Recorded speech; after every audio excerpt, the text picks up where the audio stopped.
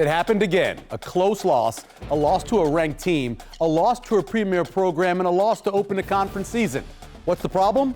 We'll take a deeper look at all of it tonight and look at the rest of the season as well. Tonight on Big Red Wrap-Up.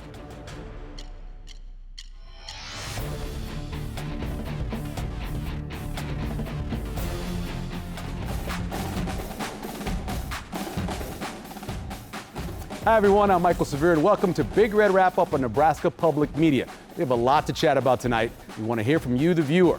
You can connect with us on Facebook or X, our Big Red Wrap-Up page, with all your questions. You can also email and text us at nebraskapublicmedia.org. Our phones are also standing by. There is no excuse why you can't get a hold of us. And at the end of the show, we will answer as many of your questions as time permits.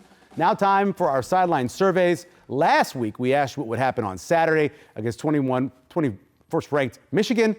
Well, 48-37. 4% was the one that, that happens sometimes. Don't worry about those numbers. Let's move on to the survey question for this week. How do you feel about Nebraska's program and the direction that it's going under Matt Rhule? Do you feel good? Yes? No? Unsure? And don't put no opinion. Have an opinion, people. Here, former Huskers, Jay Moore and Damon Benning. All right, so we all know 28th loss, whatever, to a ranked team. Your thoughts on the way the game played out? Was it what you expected? Any surprises? I thought Nebraska, I thought they would compete, and I thought they would win the football game. Our predictions, I predicted Nebraska win the football game. Although looking at this season, before I saw Nebraska's team, before I saw Michigan's team, I thought Nebraska would lose this game. But I like where Nebraska was the first three. I knew Michigan was a very respectable football team, but I vastly underestimated their ability to run the football and their physicalness of their front four on defense, and some of the running backs' ability to do some things. And we saw that, and it was obviously very evident on Saturday afternoon. I like the way Nebraska battled. I like the way they hung in there. I am very surprised with O-line play and just how we handled the run. That caught me a little off guard.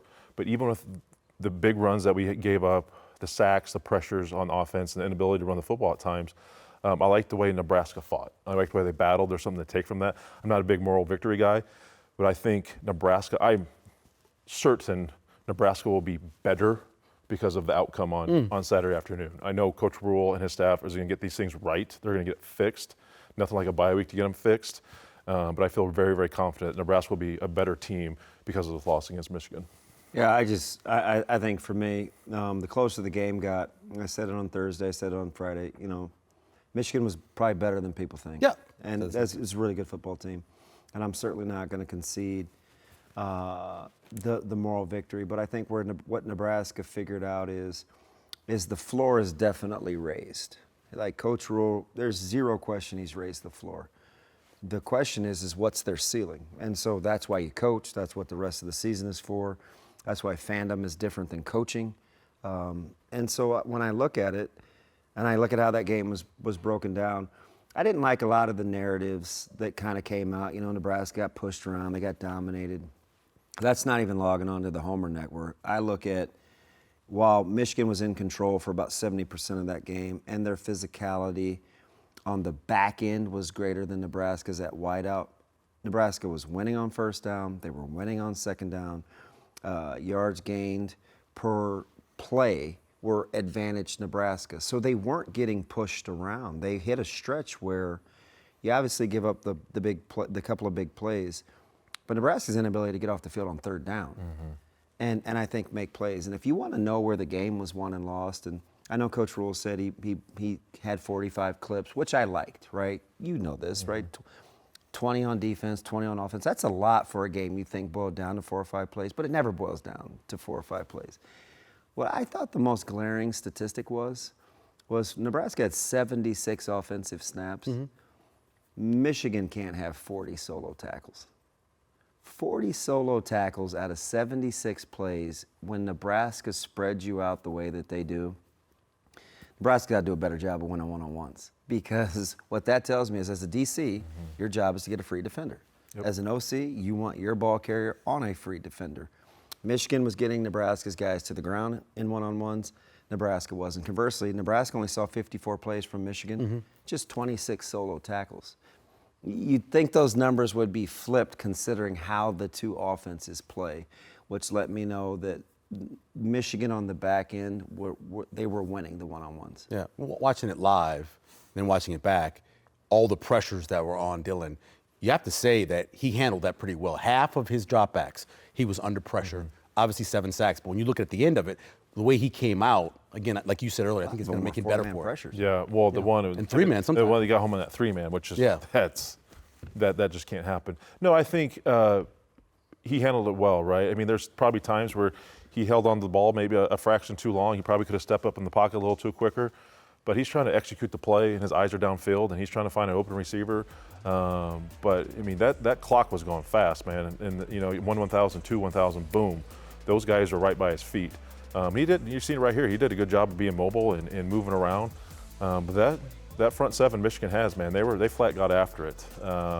And this is a good eye-opening experience for Nebraska's O-line and their offensive tackles, and you got to address this, and you got to find ways to fix it, help them out. They did chip. They helped running back stayed in, tight end stayed in, helped to chip those tackles and do some things, but you can't allow 3-man pressures to get home and get a sack. That's inexcusable. You can't have it happen. But I tell you what, for as much people are saying Dylan has an issue, there's zero issue to me. Like, he played his tail off. Yeah. I mean, Nebraska single-handedly had a chance to win this football game because of his performance and his ability to elude pressures and get the balls into footballs into the best players' hands. What about the low red zone? You know, I'm a big finishing drive rate. What about converting in the low red zone? What they need to do different? That's the key, right? If I told you that Nebraska was going to score 3 out of 4 times in the red zone, Michigan was going to score, they were 1 for 1.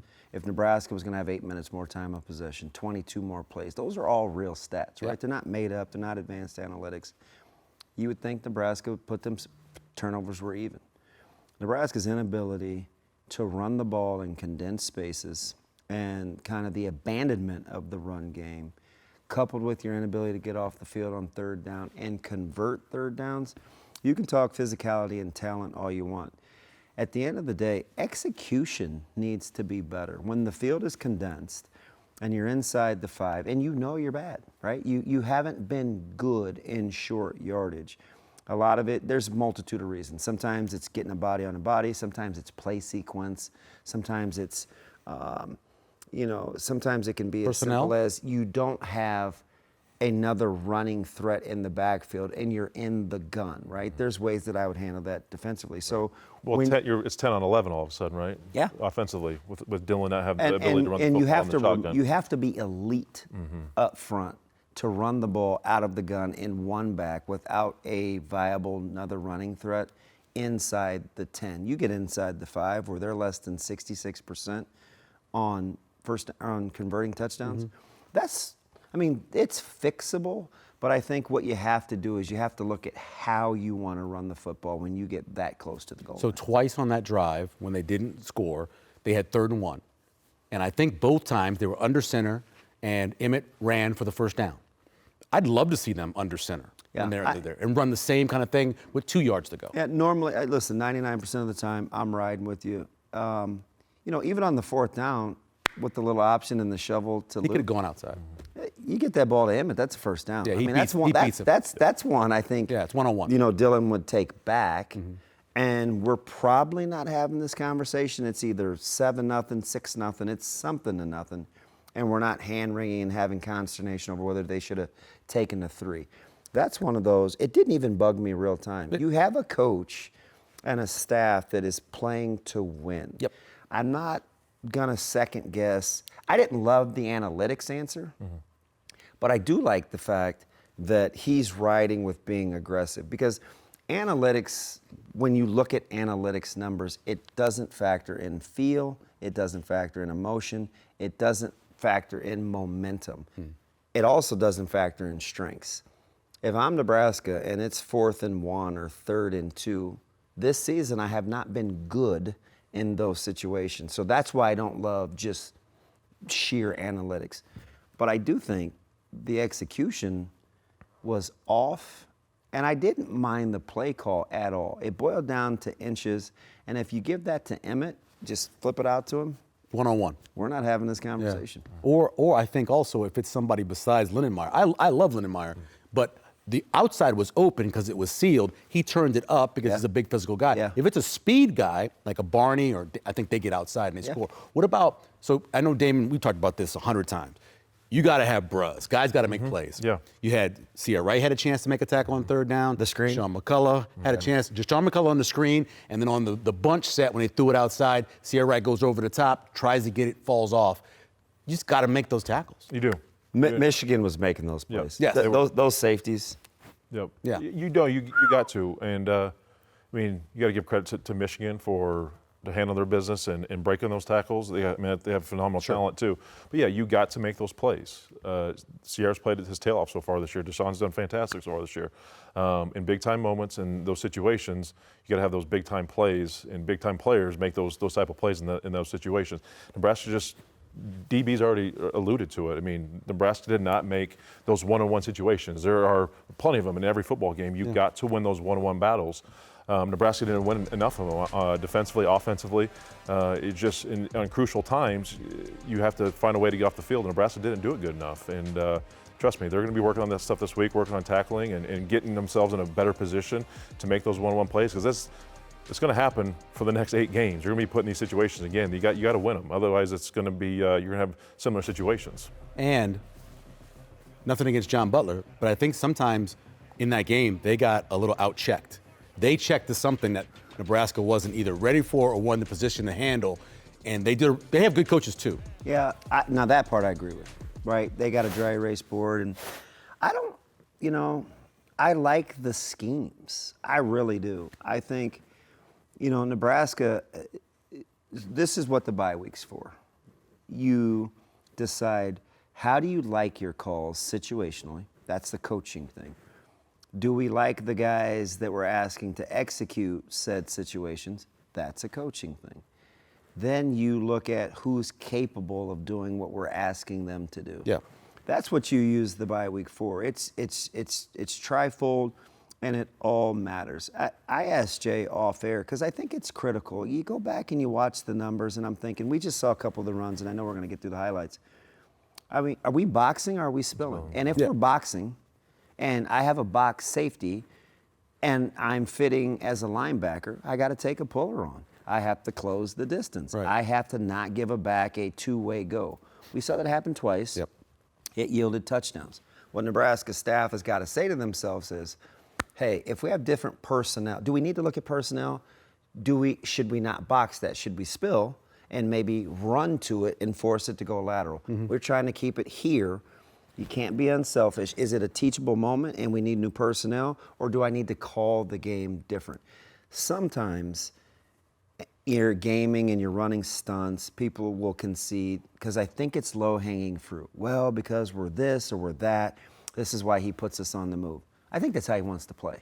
He said they were going to be a pressure defense. I think it's a philosophy thing. So as you get your guys ready to do that, the execution and closing on stunts real time is a real thing. Sure. You need game situations.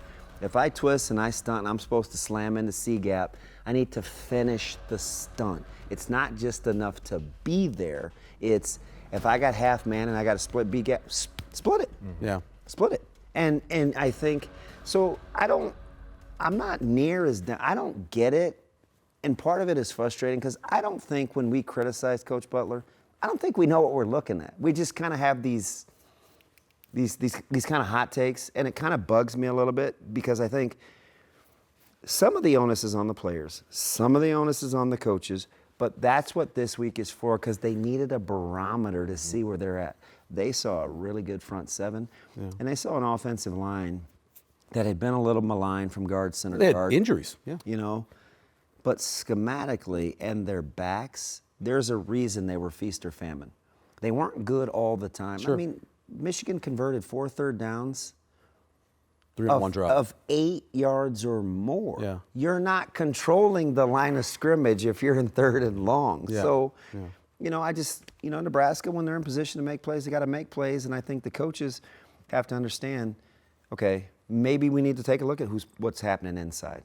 maybe this isn't a deal when we game. Do I like Javen Wright? Is he a box guy? Do I want to fit Shavers quicker? Like, those are all things that I think the bye week will help you with when you look at personnel and finishing plays. They had 2 runs of 10 yards or more in the first drive, and they didn't have another one the rest of the game. That looks at what about the rest of the running game? What else? Who else is there? What else do they need to do to make sure that running game can be a little more consistent? You talking about Nebraska's run game? Nebraska's run game, yeah. Yeah, it's just, again. Emmett had one, right. Nelson yes, had one, it was, no more. Right, early, it was that First drive, yeah. First drive. I'll tell you what it was. Understanding situations, understanding who you're attacking, who you like to run behind, and utilizing that. Formation, setting up. Do you like running into the boundary? Do you like running into the field? How you want to do some of these things. Nebraska likes, kind of the putting Harburg in motion in the kick out. We saw a lot of that stuff this year, so early on. But you saw early success, and a lot of times, a lot of teams have success in those first 15 plays. Sure. You have that teams kind of adjust, right? And Michigan did a great job adjusting. I'd like to hear DB's take with running backs on the run game. Nebraska's got to be better up front. You see this. Michigan was playing on their side of the line of scrimmage, and physicality thing, schematic thing, technique thing. It's probably all 3, right? But Nebraska's got to do a better job of trusting a guy in Emmett and maybe find another guy back behind him to run the football as well. Because he saw the orbit motion, some of those unique things with Mosey and Mekhi Nelson, like that look. But you got to find ways to get Emmett Johnson good carries, find a backup, but find how you want to do it. What you like, duo, do you like zone, do you like power, do you like counter, you toss, other different wrinkles to throw in there to help out your offensive linemen, to get your guys set up to prepare to run and attack each play. And again, bye weeks, you got your first challenge of the year, right? With a really good defense. Adjust and get better from it. Yeah. I think you got to be able to eat the meat and spit out the bones. I think for Nebraska, you have to play to your strengths. If you want to run the ball out of one back, you need to be downhill. You play a team like Michigan who's athletic and it's kind of hit it, split it. They see it and they go get it. They gap you out. They're very sound. So playing pullers, like they're well coached. Yeah. And so if I'm Nebraska, I don't give you much time to think if I want to run the ball at you. So instead of offset, I probably go pistol as opposed to kicking out and leading like on duo. I might just lead out of the backfield. They need to find another way to get the ball to the perimeter without it having to be RPO. I love RPO. We saw how it worked late, fourth quarter. They get in a little rhythm, and it puts you in conflict. I coach it. It's tough, right? It's hard to defend. But that's taking the place of toss. It's taking the place of stretch. It's taking the place of outside zone. So you have to find other ways to get to your complementary offense, and you need a little eye candy to go with it. All right, let's get to the highlights now. No disclaimer. This is not going to be great at the end, but early on wasn't so bad. Look at Bud Crawford there, your undisputed champion of the city of Omaha and the state of Nebraska. We get started with, I mentioned, a couple of really good runs early on. That's a 14-yard run by Emmett. One of, like I said, 2 10-yard rushes or more. We saw a lot of this, a lot of pressure, but look at Dylan on this first drive. Off schedule a little bit. Nice throw to Lindenmeyer, getting the first down there. And now we go on to, again, another first down, little shovel forward. It's tough. Getting the first down there. Nice little throw there. Of course, Isaiah Hunter on that one. And then we get the play on 4th down. Yeah, listen, the give, it's like true triple. It's just about decision making. I like the play call. Yeah, and I believe they should have gone for it. Here's the missed field goal by Cunanan. First miss. It seemed like he almost like a golfer got under it a little bit. Didn't come all the way through it like he has, because normally you hear that sound coming off his foot. Here's a nice tackle, a missed tackle. That was the one with Andrew Marshall. He made that tackle earlier, and then on that one he misses it. So those are one of those tackles that Damon was talking about earlier. And then here's the interception. Coach talked about this one and what Lindenmeyer was supposed to do. Yeah, just bait, right? Sit down, inside, outside. I'd like to have thrown the little look in behind it, the little glance route, but hey, it's all about communication. You'll break down this call here on the quarterback draw for the touchdown. You'll get into that when you go through Jay's plays. Quarters, that's easy pickings, isn't it? Yeah, and then another sack loss here. As we mentioned, 7 sacks. Nebraska ended the day with 9.7 yards to go on 3rd down at the end of the day. At halftime, they only had 4 yards to go. It shows you what happened in the second half. There's the fumble. Great job punching it out by Judy, and a good recovery there, getting the ball out. And then here's more of Dillon making plays. Probably one of the best plays he's made in his career, making a guy miss, making the throw, the key, and then he comes back with another great throw. Yeah, this was outstanding. Yeah. If you walked away with criticisms of Dillon, like I don't know what else to tell you. His recognition and ability to operate under duress is at a real high level. 10-3 now, we got that after Nebraska gets on the board. Here's Barney making a guy miss. This is what you saw a lot at Tennessee under Mike Eckler. Guys making that first guy miss and getting those yards. That is a more than 20-yard return, and he now has more return yards than anybody since, I think it's now 2016, which is crazy to think Unbelievable about. play call. That was the throw I was talking about. That is a great throw right there. Barney really had a good huge recognition. 7 seconds left on the clock. You see the double move. He read the coverage. They tried to rob it in the flats. Barney wins at the line of scrimmage. That's stealing. That makes it 10-10. Back comes, and you're going to break this run down as well. Too. And this is You think they're trying to box that? Well, I don't understand Nebraska's line movement on this one. I've never seen a run game stunt the way Nebraska operates. So what if Shavers takes that on? What if Keona Davis stays at the 2 technique? Well, he's got to finish, right? Right, but he bounces outside. You know, you got 3 guys outside with the corner and that creates a huge hole. I know it's hard. Here's that's fine. This is the Hail Mary to make it. I love listening to the conversation. This is what we do, man. This is what we do. We could do a whole segment on just the third down plays and some of the mistakes that happen on the defensive line. That makes it. This is an amazing smallest guy in that whole group goes up and gets the ball. Yeah. That's want to. I like Dillon's presence, getting outside the pocket. And they gave him the individual protector too. I've never seen that before. I couldn't believe that Michigan didn't give more ground. Yeah, it was a bad choice here by Barney catching the ball there. Damon knows you don't want to go backwards when you're taking a punt return. He takes the punt return there, ends up on the 3-yard line. Back comes Michigan. Good defensive play here, getting him out of the pocket. And this is just a bomb. This is what he did all last season. This was impressive. A little bit of a backbreaker, too, because you felt like Nebraska was getting ready to seize momentum. Yeah, I thought so, too. A 56-yard field goal. They're leading there. And then Nebraska, another sack on Dillon. That's a loss of 7 yards there. And then here comes Marshall with another run. Someone's got to get off the block. It's the same philosophy, though, where Javen's got to squeeze, Marquez Watson Trent's got to fit it tighter, and then Guthrie, it's my man, my fit. Here's an interesting play. So this is a tackle for loss, and then some gyrations. I don't know what he's doing there with the gyrations. That's like his 4th time he's done that. I know. But as much... He got in trouble for that one. He was bringing some serious drama, though. Unsportsmanlike conduct on that gives Nebraska a first down. They come back. This would have been a great play, and Isaiah Hunter, though, loses track of where he is in the back of the end zone. 2 feet going out of bounds on there, and so they call first man touching it, coming back in bounds, and he wasn't forced out. Back to the field goals. Fananen gets going again, because he's a really solid kicker. You can hear the sound on that microphone when the ball comes off his foot, so he's doing a really good job there. And then here's the play I was talking about. Yep. That's a play right there. Sierra Wright makes that tackle, you're off the field, and you got a chance to go down there and make the play. And then another example of that, they throw this screen, you got one guy out there to make the play, and Deshaun McCullough, he can't get that one. That's a tough tackle. No, he dropped agree. in coverage there. Yeah. He's coming up to fit with those guys. He shot his gun. That's a tough one. But again, you got to get off the field. And then that's the biggest third down one right there. That comes off there. I didn't like the fake of the blitz there. And then this is a good stop here. Actually, it was a tackle for loss, one of the tackle for losses they had, which stops them, limits it to a field goal. And then Nebraska comes rallying back, which we expected because we've been seeing that from Nebraska. You know, we've seen that from Dillon as well, rallying back and getting some nice throws out there. You got a good catch here by Harburg. And he finally, a little bit later, gets his first touchdown, which I'm pretty excited about. It's a nice sidearm throw. Barney takes the big shot. They originally called targeting. They come back, say it's not targeting because he was a runner. And then you were talking about RPO here.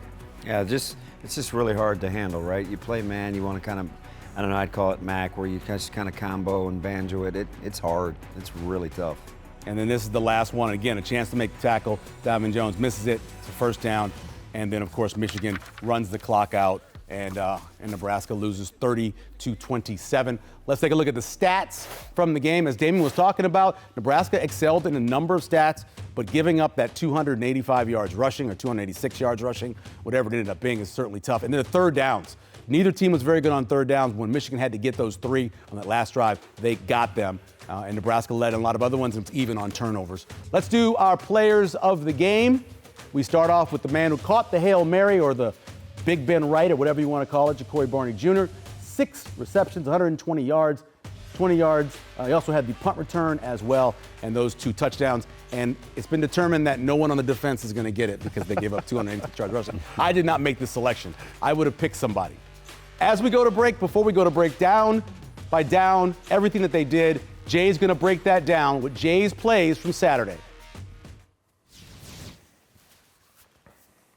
All right, welcome to Jay's Plays. We're going to look at the 3 explosive touchdown runs that Michigan had against Nebraska defense on Saturday afternoon. The first one is Bryce Underwood's QB keeper here. They do a good job of sending the back in motion to empty.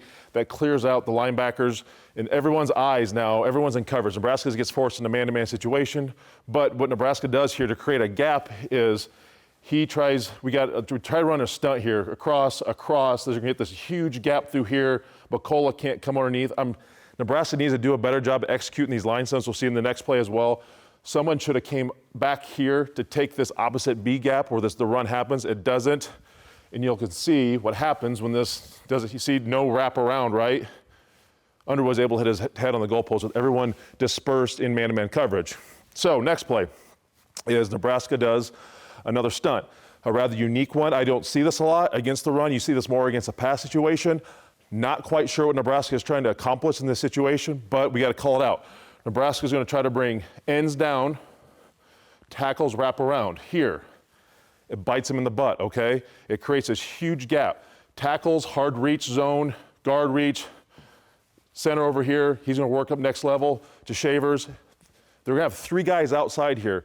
The reason I don't like this is because balls into the boundary. Right here, this sideline, the best tackler you have. The sideline never misses a tackle. So force them outside, force them to bounce it, but they don't. They run the stunt here. You can see, boom, outside, Shavers, and it puts Buford in a horrible spot to try to make this tackle. Ronnie Lott, Ed Reed probably can't make that tackle. Again, Nebraska has to clean up the stunts and try to figure out what they're doing. So the last one, we'll look at here. They don't do a stunt, all right? You get a 2-eye here, McCullough's on the outside. Michigan does a fantastic job of blocking this up. They get second level down here, blocking. Michigan's wide receivers did a really, really good job blocking second level. Nebraska was a guy short on the numbers to this side to the boundary. So you see, Michigan does a great job. Go ahead and run it. Gets a hat on a hat, second level.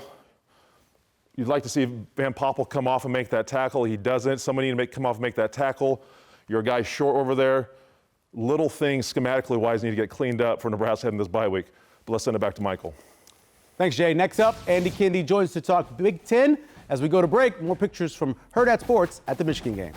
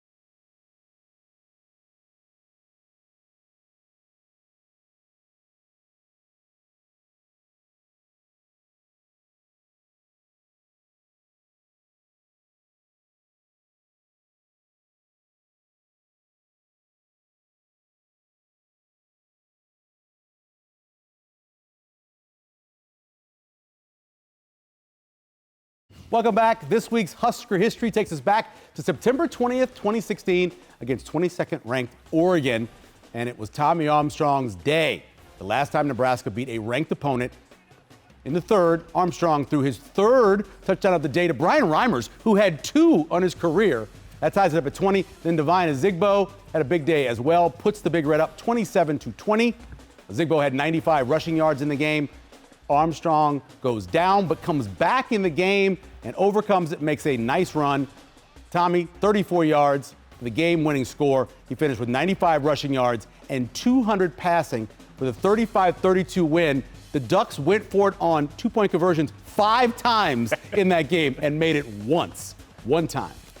That leads us to this week's trivia. The Husker team played 2 more ranked teams that season and lost both of them on the road. Who were those 2 teams and what were those teams ranked at the time? If you win, we'll send you a copy of our own Sean Callahan's new book about the Huskers, The Program, Nebraska Curated History of the Cornhuskers. This week's winner will be announced on next week's show. As for winners, last week's winner is Jonathan Lewis from Columbus. In the history of Nebraska's football, 4 coaches have won Nebraska national titles. Bob Devaney, of course, Tom Osborne at Nebraska. The other 2 won at other schools. Those coaches were, let's get to them. Fielding Yost won 6 titles at Michigan, and Dana X-Bible won 2 at A&M, and no one believes that A&M ever won a title, so I don't believe that trivia question. We're coming in now with Andy Kindy from KETV. Andy, how you doing? What did you think about last week's game? Last week's game? Yeah. I thought it was disappointing, but I think, what we've seen from this team in the past, I thought they hung in there. I thought that they looked like they belonged, which I think is progress. I think that when listening to Coach Rule on Monday, I thought the message was clear. Like, don't overreact. Yeah. He acknowledges that they have to fix some things. But I thought that Michigan's a pretty good team. I thought that their pass rush was a little better than I had thought. And they got some future NFL guys on the edge. And I thought that was a little too much for Nebraska's tackles to handle. And I think that they'll get better from it. But I think leaving, that was one that they could have had. And I think, but it's a far cry from where they were a couple years ago.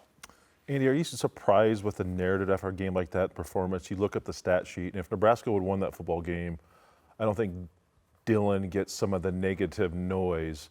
But even though you lose by 3 and people want to point fingers and all these things, he was single-handedly in that. Nebraska was in that game because of him, his performance in general, and just dealing with that noise going forward the rest of the season. Yeah, I'm a little surprised at the noise. I am too. Yeah, aren't you? Targeted towards Dillon? Because Dillon's one of the big reasons why Nebraska has been so successful. He's having a heck of a start to the season.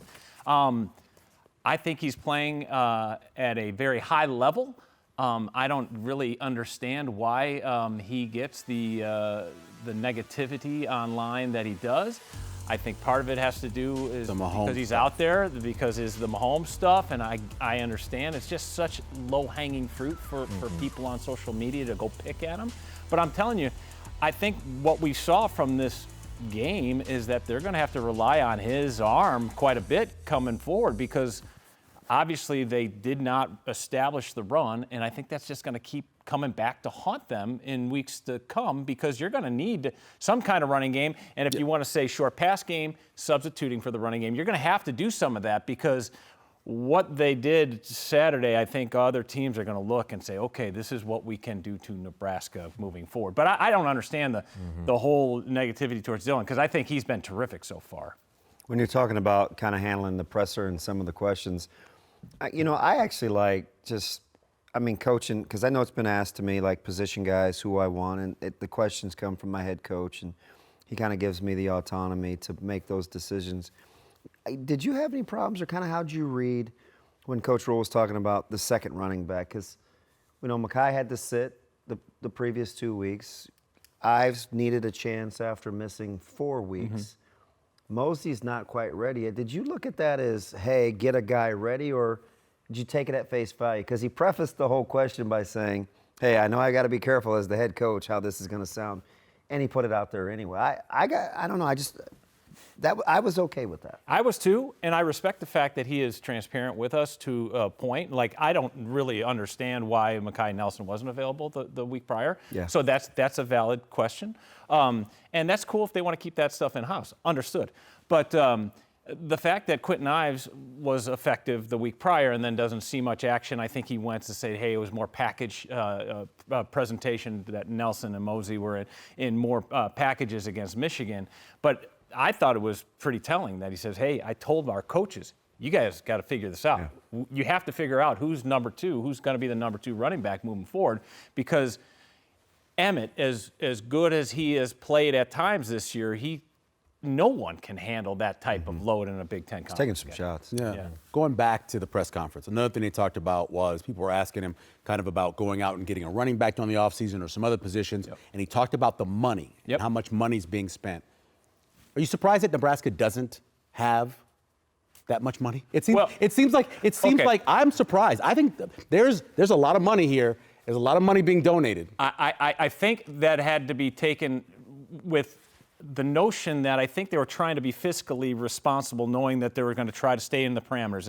I'm Damon's nodding his head. Am I going right down the right road? We all have budgets. That is 100% correct. And he, I don't understand that, because Coach Rule even said, this was in a different conversation, because I was down there on a visit with Marty, and the numbers were getting astronomical, and he called at night and he said, what are we even doing, right? Like this, I'm not going to live with myself at the end of the day.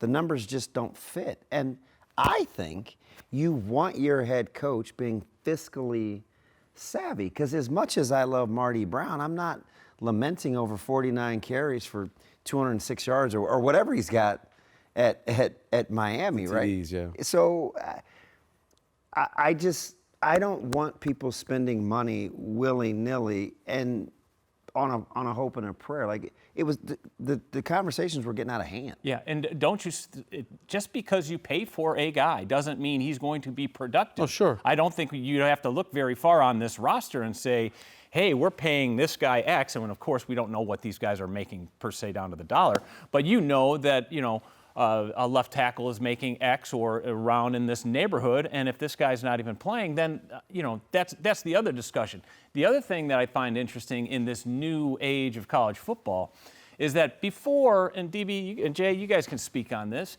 I think media members and maybe fans to a point were a little more forgiving, like, hey, it's college kids. They're amateurs.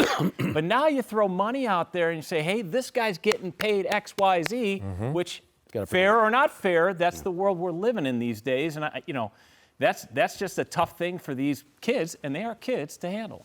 Yeah, I mean, I can speak to that in general, because I was fired from the NFL because I wasn't producing enough. Right. As was I. Yeah, so like, that's the interesting aspect of just giving these kids, these young men, money with higher expectations. I think they already have plenty of expectations coming in as a recruit. We prop them up so high, but now they're given a substantial amount of money with multiple commas, and they think now they should perform to that level as well. Maybe not. But yeah, it's a difficult mental challenge to handle for everybody, right? Yeah. The expectations are raised, and that's fair. Yeah. That's totally fair, Yep. in my opinion. But we see it in all levels of professional sports. Yep. And I think that's where we circle back to the Dillon conversation, where again, we don't know what he's making, but he's making a substantial sum of money, and if people say, oh, okay, he's making this money, he should be doing X, Y, and Z. I still go back, look at his numbers. Yeah. He's playing at a phenomenal clip and at an elite level. Yeah, if you take his analytic numbers, he's a top 5 quarterback. 100%. And not in the Big Ten, in the country. Nationally. Actually, look at everything. Yep. What about offensive tackle? What do you think they end up doing there? That's a good question. And Coach Rule talked about it on Monday about, hey, they're going to have to look at it hard. I mean, Gatula, I don't even know anything about football compared to you guys, but I could tell that guys were running past both tackles. We got to do something. They have to do something about that. And whether that means switching up to Pritchett or switching up to even give Corcoran a chance over there, they're going to have to figure that out because that's going to continue to be a problem. How wide were those defensive ends, too? I mean, they were lining 9. up. Yeah. I mean, They were wide you 9. tried to get your splits out there. Yeah. They were just running past you. So it was almost like a track meet for those guys. It was alarming to see how big of a pass rush and how effective they were getting home. With that performance, as you saw with the inability to protect Dillon, inability to run the football at certain times, and obviously the big plays given up on the run game defensively, does that skew how you kind of project this team the rest of the season? Or you're like, hey, I'm not alarmed, I'm not too concerned, there's a lot of football, bye weeks yet to get this thing fixed? I think there's a lot of football. It does open your eyes, though. And I think this stretch of 4 games, this middle 4, is so important to the end game of your season. Yeah. This is 4 gettable games, winnable games, also losable games. That's the thing. And remember when Coach Rule would say, hey, these games are going to come down, last possession in the offseason. You're like, come on, Coach. Like in your head, I'm like, Coach, come on. There's no way. After seeing Saturday, I get the sense that most of these games are going to come down to that one possession. But these middle 4, the middle 4 right here are the 4 games you could and should get at least on paper. Yeah, that trip to Minnesota, we always talk about how difficult that is. It's a short week. I don't even know what UCLA is going to have by the time Nebraska gets there. And who's going to be because those guys who's may be all in the decide stands and what they're playing exactly. for. So Right. you have that. You got Northwestern in the top. Right. There's a lot of games to win on the schedule. Yep. So, what is your prediction? Where are you now? Where Well, are you? I What are said you gonna 9-3 going in, and Plenty of room. I think I'm going to stick with it because if they get these middle 4, if they can slay a dragon and go up to Minnesota 2 and win on a short week. Yes. And I'm really not that impressed with Maryland, even though what they did in Wisconsin. I think Wisconsin's very, very down this year. So you take care of business in this middle 4, then you just take your chances with your last 4. And there's going to be some coin flip games. I think Iowa can go either way. And then you take your chances. Maybe you steal one that you're not supposed to win because all great teams usually can pull one of those games off, and maybe that's out there. Maybe that's the USC game, or you never know what happens in Happy Valley. Yeah, because right now Penn State certainly hasn't played up to the top 100%. 5 that people keep saying they are. 100%. Andy, we appreciate it. Thanks, boys. Thanks a lot. When we come back, we'll hear from Coach Rule and pick the top plays from Saturday's game.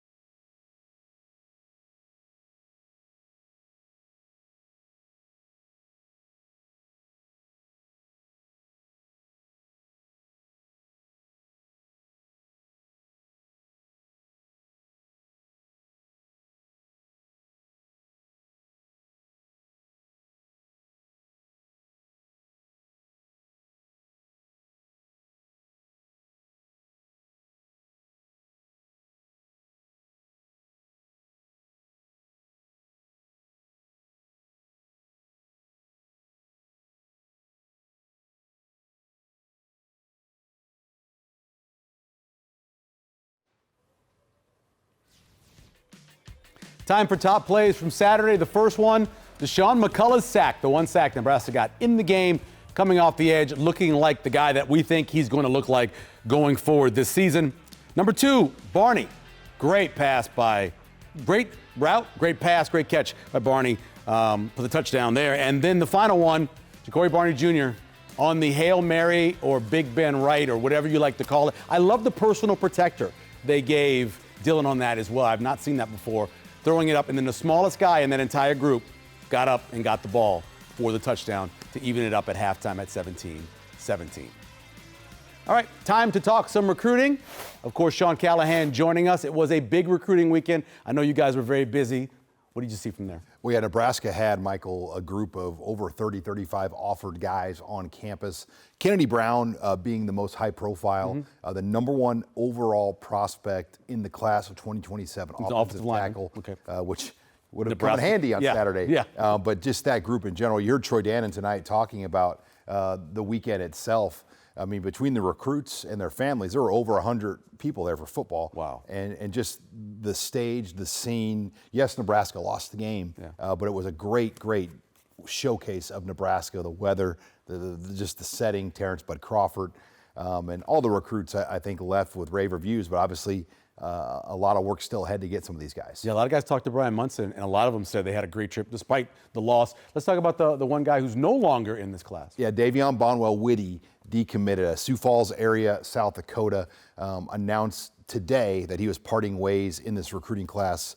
Bonwell-Whitty had been committed previously to Garrett McGuire. Wide receiver. So this makes some sense. Dana Holgerson now and Dykeel Shorts. He was the only recruit in the 2026 class that had not taken his official visit yet. Every other recruit, because it's a dead period in December now. So if you don't take your official visit, you have no chance to take one at that point. So I think the writing had been on the wall, and they also offered another receiver yesterday before this came out. So it looks like Nebraska will probably be back in the market for a 2026 wide receiver to add to what they already have. Thanks, Sean. We appreciate it. Back on campus, it's time to hear from Coach Rhule in the Big Red Report. I think there's a lot of good things there, but it's not good enough. And that's the important message, is that we have to get better as we move forward. But we've faced a really good team early on in the schedule.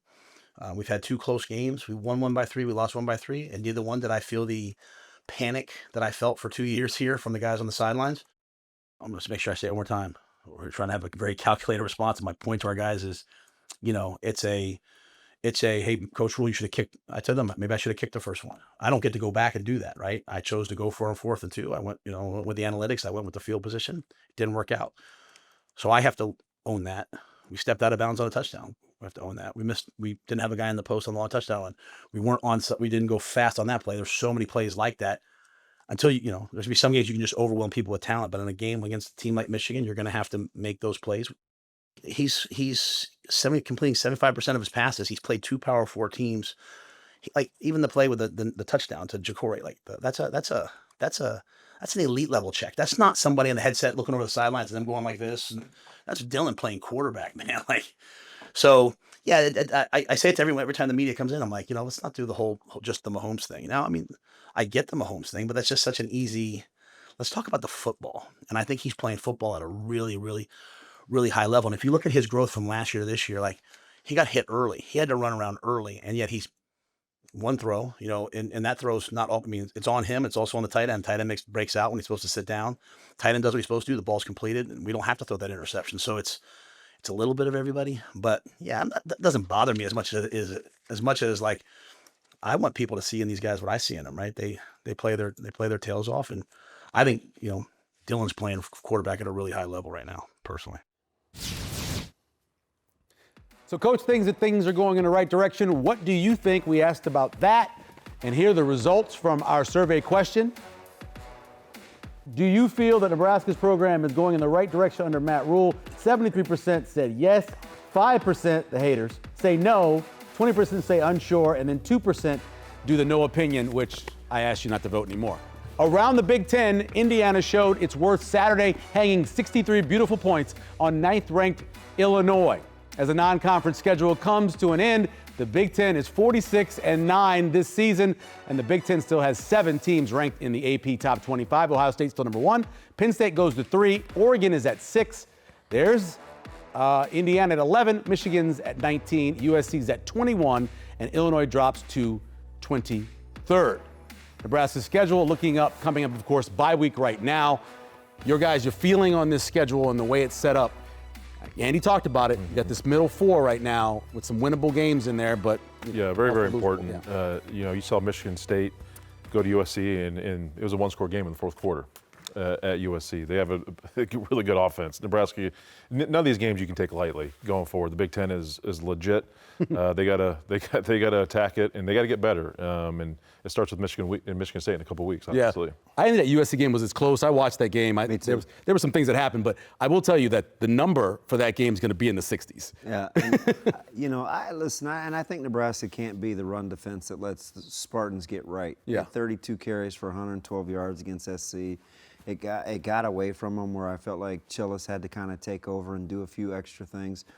I don't want Frazier and those guys running the ball from Michigan State. Is it sustainable what Maryland's doing? They only run the ball 40% of the time. Somehow they're 4-0. And then I don't. Preseason I was a little worried and concerned about Minnesota. I'm not so sure this is the house of horrors that I talked myself into in the preseason. But if you're Nebraska, it starts with how do you want to play and who do you want to play within those schemes this bye week. That's the first win they got to get. What about the four, Sean? Yeah, I think, as the guy said, the Michigan State game can present some matchup problems with the mobility of their quarterback and what he can do. We know that's given Nebraska some problems this year. The Minnesota game, as you know, is always a tough trip. Maryland is the one that intrigues me just because they win. Nebraska's never beaten Wisconsin and Madison in 15 years of the Big Ten. They go in with a freshman quarterback and win by 17 points. That got my attention, just seeing what he did as a true freshman. Yeah, and he's a talented kid. Those first 3 games that Maryland played, it's hard to figure out exactly what they are. But you get through those. Obviously, it's this bye week that's got a lot to get done. What do you want to see come out of the bye week? Well, you gotta. This is what happened. I know with the loss, you gotta approach every issue that you have and say, how do we fix it, and how do we got to implement. Not necessarily schemes. I think Nebraska, they are who they are through these four games. You're not going to implement drastic changes in schematics and play calling wise. But like Damon says, who can handle and who can execute what we want to do when it matters the most? We see some guys that, and it starts. They got to start executing in Monday through Friday. That's where it starts. Yep. But when in front of 90,000, you're tired, and you got voices talking to you, and you got to communicate. Who can handle that? Who can handle the noise? Because Nebraska's got issues defensively, schematic. They're just not executing wise or communication issues. They got to get that corrected. And you look at the offensive line issues: how can we help them offensively? What do we got to do? Is that sustainable to what we want to do offensively? You just can't chip every time on a tackle. You can't do that every time. So how do you want to attack that? Yeah. But really just address it. Where your weaknesses are, and all the good teams do this. Ohio State's addressing their weaknesses on their bye week, right? Sure. And you got to address them and fix them. Patrick on Facebook asked the question about the O-line play. Was there that big of a gap between the talent between Michigan's D-line and Nebraska's O-line? Well, I think between Barham and the left tackles, sure. One guy's a first-round pick. He is a legit big-time player. But listen, if it's me, I'm playing Pritchett, and I'm dealing with what comes with that. Mm-hmm. I think he's your most gifted offensive lineman. I think you have to play him, and I think you live with what comes with it. You think it's a mental thing for him? I do. Concentration level? I do. Yeah. I 100% think that's what it is. He's capable of doing whatever he wants to. Mark called in and asked the question, what does Indiana have that Nebraska doesn't? They just set up for them so well last year. They had a great schedule to kind of build their swagger. They had a lot of players that came with Cignetti, and clearly he's an experienced head coach that knows how to win. He's a guy that no one really wanted for a big job, and Indiana took a chance for years. Almost kind of like a Bill Snyder at Kansas State, a Mark Mangino at Kansas. Cignetti was never a guy that Nebraska would even have thought about, or a lot of programs. Well, his age. And, for Indiana, it does remind me a little bit of Kansas State with Bill Snyder, just finding kind of oil in a dry well, essentially. You know what I think? I like the fact that he's good at evaluating and getting guys on campus that think the way that he does. He's extremely confident. He's no nonsense. He instills in people that they're the best, and Indiana plays with confidence. Oh, yeah. They play exactly like he thinks, and those are the guys that he goes to get. So I think that's what we're seeing. Would you like to see more four-man front? John asked that question about the They played 3-3-5. a ton. Yeah, they We played a saw ton. early. I love they implemented that. That was a nice wrinkle they added because, again, loved it. Again, it's just how they want to operate. Do we want to play defense outside in or inside out? They got to figure that out, in my opinion, and who they can count on consistently to play the right way. There's gonna be times where you got to get off blocks and you got to make plays, and not enough guys are doing that right now at the one-on-one level and executing the defense. So they got to figure out who's able and capable to do that, and they can trust doing. Would you like to see Dylan take more chances in terms of his throws? No, not necessarily. I think, because listen, I get it. Not everybody has access to all 22, but I have a pretty good vantage point, and I just don't know where you would take the chances, right? I mean, there were a couple of checkdowns on those two of the sacks where I felt like he could have gotten rid of the ball, but when you say chances, I think putting the ball in harm's I think they're way- talking about deep because I think only like about 16% of his throws are over 15 yards. You have to kind of see how teams are playing. And when Sure. you can't run, or there's no threat of the run, no duality in the quarterback run game, you're going to see a lot of this two-man and some of these umbrella coverages. At the high school level, if I played a quarterback that couldn't run, I'd stay in two-man all day long because you don't have to worry about a mobile quarterback. Are you surprised? It's some people hard to call him throw the ball Latif? against. So many people call him Oh, Latif. I mean, that's natural. We would backup Backup quarterbacks quarterbacks, have right, always right. been popular. Yeah. Backup running backs too, right? Yeah, exactly. let's get your burning question. I Sean. see what you did there. No, my burning question is, can this offense have the balance that it needs? Can it run the ball better, or is it going to have to live and die by the arm of Dylan Raiola? Yeah, for me, it's just is it round peg, square hole, or are we evolving in terms of who we want to play? Are we going to force feed the issue, or are we going to give guys the shot that we think give us the best chance to win? My burning question is, can USA win on home soil in the Ryder Cup? Ryder I'm Cup. kidding. I'm kidding. It really is. Oh, yeah, I had to it's throw gonna that be in. outstanding. It's one of my favorite weeks. But no, figure out, clean up schematics-wise. What do you want to do? How do you want to operate from here on out? Because what they're doing right now isn't handling the run game well enough. Yeah, and I'm interested in seeing who is going to be that number 2 running back that Coach Rule asked his coaches to go find.